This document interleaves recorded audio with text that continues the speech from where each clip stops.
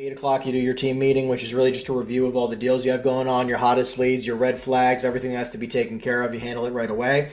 The next 4, 5, 6 hours is all prospecting, outbound mainly only. This is doing, obviously, you're dialing, right? You're not, whether you're on the dialer or hand dialing. I highly recommend, obviously, the dialer. While I'm on the dialer, I'm also sending out text messages. I'm also trying to send out emails. Like, I'm multitasking to try to get as much outbound as possible all at the same time. Generating these opportunities, every single lead that I get goes right into the CRM, which if you have Follow Up Boss or many other CRMs, you can literally just integrate it with Mojo. So with one click, it goes right into your CRM system. So now we're at like about 1, 2 o'clock in the afternoon. The entire rest of the day, I eat at home a lot, especially for lunch. I'll eat while I'm doing it, but I just do, not only am I doing follow-up calls, but I'm also now spending the entire rest of my day pitching out deals and trying to get offers, right? Because you have the morning morning is lead generation, afternoon is offer generation, which is now you're just trying to get offers on the deals that you've already generated. And that's the simplicity of this game. Now, obviously, there's the other intricacies of hypothetically, you have to go meet with a client and go shake their hand for whatever reason. I do that after offer generation time is ended. So like I'll go at 4 o'clock, 5 o'clock, 6 o'clock, 8 o'clock, whatever. So when I try to set meetings, I say, what time do you have this week? Do you have available after 5 o'clock to go meet you at your office? So like I'm specifically stating after 4, after 5, after 6 o'clock, so I don't screw up my lead gen time. Or morning. I know you said morning, 7 a.m. or whatever, really early. Yeah, I guess, right? Really early or really late. I typically will. I'm at the gym in the morning, so like I'm not going to screw up my schedule. I like having my schedule the way it is. So that's that. And in regards to buyers, I'd say there's 2 ways to do it. Either you're going to do the flip the script, which is like you're on the phone with the client. They say I don't want to sell it. You flip it into a buyer conversation. You're like, okay, I can totally understand I don't want to sell. Would you be totally against buying a property? The other way to do it is you can actually manually go like, hey, I generated a lead at 123 Main Street. Pull a radius search of all the properties that transacted in the last year, 2, 3. Look at all the buyers who bought them. Give them all a call specifically and say, hey, I have a property at 123 Main Street. I know you bought 129 Main Street 2 years ago, right? And I know you paid X price per square foot. I got one for, this property is actually cheaper at a price per square foot basis. I think it could make sense for you. Would you be totally against buying another property? So yeah. What makes you say against? It's interesting. Totally against, as opposed to would you be open? Totally against. Yeah, I've trialed every possible thing you can imagine when it comes to an opening line, and I heard that one time, and I was like, I like it, and I kind of stuck. Got it. Okay. Yeah, I like the double negative. All right, sending LOIs daily. So sending LOIs daily, 2 things with this. One, I look at it from the lens of if you like to present verbal offers for the starter offer, right? The one that we custom create ourselves versus actual legitimate offer. So these are 2 different things. If it's a starter offer, you don't have to write it up. I recommend it, but you don't have to write it up, but you do have to present it verbally. Even if it's written up, you do, anytime you present an offer, 100% of the time you have an offer, you present it verbally. This is not something you just send an email and cross your fingers, right? I agree. It's always verbal, whether you write it up or not, but call it sending in a starter offer every day. It doesn't have to be written up. So like you don't have to think about the starter offers as always being written up. Don't let that be a hold up. Second thing is, if it's a true offer, a true legitimate buyer who's looking to buy your property at any price, I don't care if it's 50 cents on the dollar, write it up 100% of the time and get them to sign it. The buyer can sign that. Now, when I'm presenting that offer, I don't always just submit that offer right away. I might also, hypothetically, depending on the prices, I might call and verbally give a lower offer than the offer I just got to the seller. So just because you have an LOI signed doesn't mean I need to present exactly those terms first. I have to present it. I legally have to present it, quote unquote, but I can present a lower offer first, right? If I can save the buyer money or make everybody more money in the same sense of it, right? Why not? So that's that. Obviously the goal is to write up,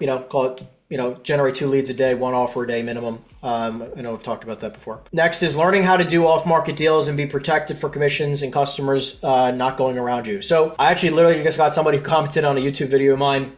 Maybe they're still watching this video when it comes out. I get this question a lot, which is how do I protect myself so I don't get, basically backdoored? The short answer is you can never guarantee it, because I'm going to be honest with you, even if you were to sign every document under the sun, which you can do an exclusive right to sell with the seller, you can have an NDA and a CA signed by the buyer. You can have both parties sign a commission agreement. You can have a seller sign a commission agreement and a buyer sign a commission agreement. And you can say, I'm protected. Now, the buyer could then still go around you. And now listen, you can then choose to go litigate. But are you really going to do that? No. No. And I'm not, and probably Keller Williams might, but there's no guarantee they're going to want to. And just because you have the document signed doesn't mean you're even going to make anywhere near the same amount of money that you would make normally. You know what I mean? So it's like the people who are going to backdoor you are only a handful of type of people. Okay? Seasoned, good people who you're going to do business with for the rest of your career are never going to do that to you. The people who are going to do that to you are first-time investors, which I try to avoid a lot of the time, unless they're like very good friends of mine.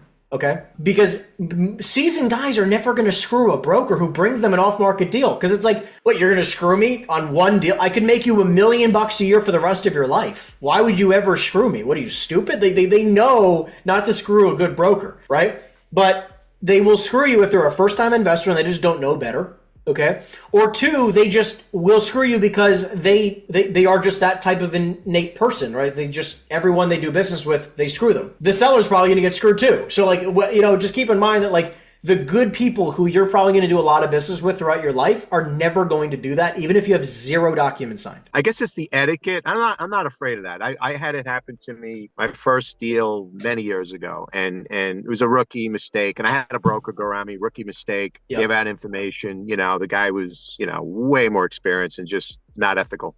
But whatever. I guess it's more presenting open properties, you know, like I want to present these things. I'm coming across stuff, you know, and then I want to call like the property I brought to you, right? There's no, we could pitch for that property, that warehouse. It's right behind my office, by the way. Sure. Did 2 leases. The company did 2 leases. So like, I want to offer that out. You know, like you qualified them. You literally could have nothing signed. You could have nothing signed. You could put together an offering memorandum, and as long as you can obviously talk to the seller, like just to be clear, are you okay with me putting this in front of a couple buyers? Yes, great. That's it. I mean, you know what I'm saying? Like, because if there's nothing signed saying you can't, like he can argue in court, quote unquote, that you can't, right? And if, you know, even if, you know, you can have him sign, by the way, an exclusive right to sell agreement or, you know, realistically, just really a commission agreement or even a marketing, you know, agreement that you could custom create. Like, hey, seller agrees if you know, Ken Dowd from XYZ company were to bring a buyer, seller, you know, at X price, seller agrees to pay 6% commission and also allows Ken Dowd from XYZ brokerage to market the property as long as it's not on any major platform such as CoStar, LoopNet, CREsync, whatever. You know, to send information to private buyers exclusively through email or text message, right? Like you could have an agreement that's written up like that and have them sign it, and sure, like if it makes you feel better, great, right? Like it just, I don't wait for that. There's no need. Like if someone says to me, unless somebody says to me, do not market my property, do not send people information unless they sign an NDA or a CA, I will go, okay, no problem, and I will adjust for those people. So we have a process where we will make sure that we have a separate list of OMs that are created, but they're in a folder that is labeled, you know, NDA CA that have to be signed exclusively beforehand before they can get access to that. To go back to that property, that property, you're on the phone. Let's just say it's Linebow, whatever. It's right by me, whatever. Or just say 123 Main Street. So now I want to offer that out, right? This afternoon, say I start offering that. Just do that verbally. Hey, I have a building, 22,000 square feet. This is a range where, you know, it's off market, and then the person might say, hey, give me more information on it, and then you would send that out. Yeah, I mean, look, you're not going to send them the seller's last, you know, full name. You're not going to send them the phone number. You're not going to send them where the guy lives, right? You're going to be like, hey, the address is 123 Main Street. The seller wants X price, and here's the financials, right? And here's a breakdown of the leases and the details. Real right? simple. Real simple. Like, 100%. Like it could be in an email. I sent you. Yeah. Like exactly what I sent you, right? Remember I sent that to you? Correct. Okay, got it. Next piece is, you know, in Tampa, how to expand your territory, not knowing the areas as well as the local markets or need to do. So I look at it like this. Now, no matter what, okay, even being in New York, okay, think about, you know, you grew up in that, you know, in the North, right? Like in the Northeast, right? New York all my life, yeah. So it's like, it still takes you a period of time, even though you live there, to understand the markets and understand the area, right? And now you're in a new area, and just it's okay for it to take time. I also would just stress to you that like Tampa is not a big enough market for you to make $1 million a year. I just don't. That's a concern of branching out. I need to start somewhere, and I know for sure. People, and just I'm like open to just it, just you know? as long, and look, I'm not saying start calling Pensacola or Jacksonville tomorrow, but I am saying you should be, you know, starting to just think about your market as a greater MSA, like a tri-county, 5-county area versus Tampa. You know what I'm saying? Because it's like It's different when you say New York, because, you know, in New York City, as an example, you know, you could make 10 million a year in New York City. Tampa's not that market. And I just think about everything these days as statewide. Like, no matter what, I'm always thinking statewide. Now, the very, few weeks into your career in this area, I wouldn't think statewide, but I would think at least 3 or 5 or 6 counties locally, right off the bat, right? And just be like, that's your market for now, right? Like the greater MSA, go from a couple, 1 or 2 counties north, 1 or 2 counties that'd be east, and then a couple counties south, and just do everything around there and say like, okay, that's my market. Actually, I'm not a Tampa broker, right? I'm a Central Florida broker, right? Like, or whatever. Yeah, and Henry, I am doing that. So I'm sitting right now, upper north right now, Lutz. So I mean, right. Lakeland, Orlando. I network with the guys over there. So you have a lot of industrial between these markets. 100%. That's one area. I am doing that. So I am doing counties. And look, and if that doesn't, and I'm telling you, like, as that grows, then eventually do the whole freaking state. Anytime I go to some new area, I'm just doing statewide. Like, it's never me thinking for a moment I'm only going to do X area. I'm going to do a state.